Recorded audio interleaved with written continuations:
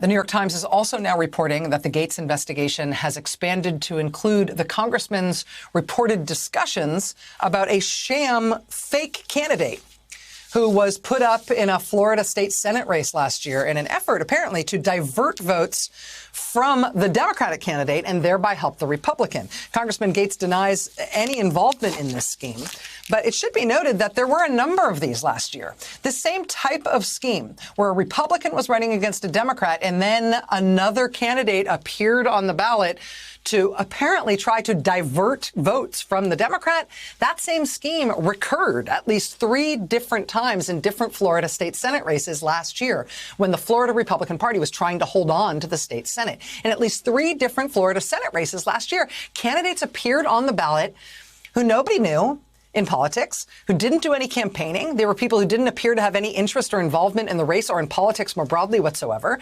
But mysteriously, hundreds of thousands of dollars were spent on their behalf on really slick mailers that went out to Florida voters promoting these no-name candidates as strong, electable progressives.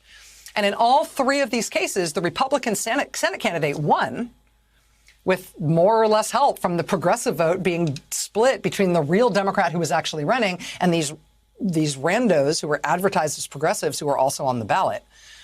The Orlando Sentinel reports tonight that the candidate who Matt Gaetz is alleged to have discussed putting on the ballot last year in a Senate race where one of his friends was running for a Republican Senate seat, the sort of what appears to be the sham candidate Gaetz is alleged to have discussed trying to get on the ballot is an unemployed former substitute teacher from Seminole County, Florida. She did not campaign at all during the entire duration of the Florida state Senate race in which she was a named candidate.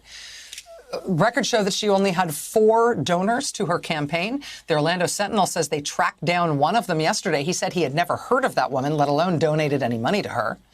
Nevertheless, there were hundreds of thousands of dollars worth of very slick political flyers sent out on her behalf that showed a stock photo of an African-American woman, even though the woman in question here, the sham candidate who had her name on the ballot, happens to be a white woman.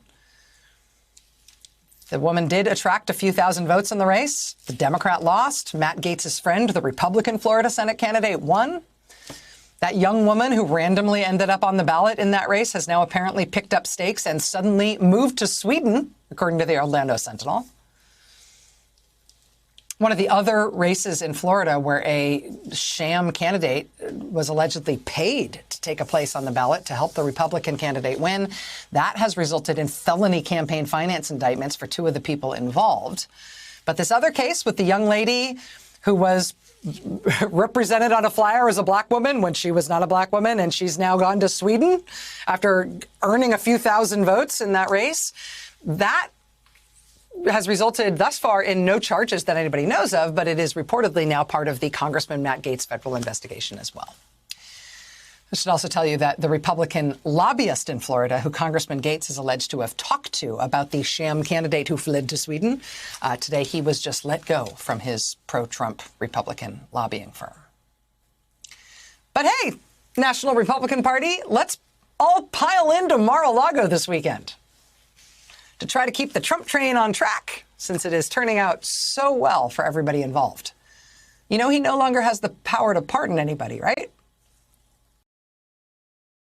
Hey, thanks for watching our YouTube channel. You should know that you can follow today's top stories and breaking news and catch up on your favorite MSNBC shows all in one place. Download the NBC News app today.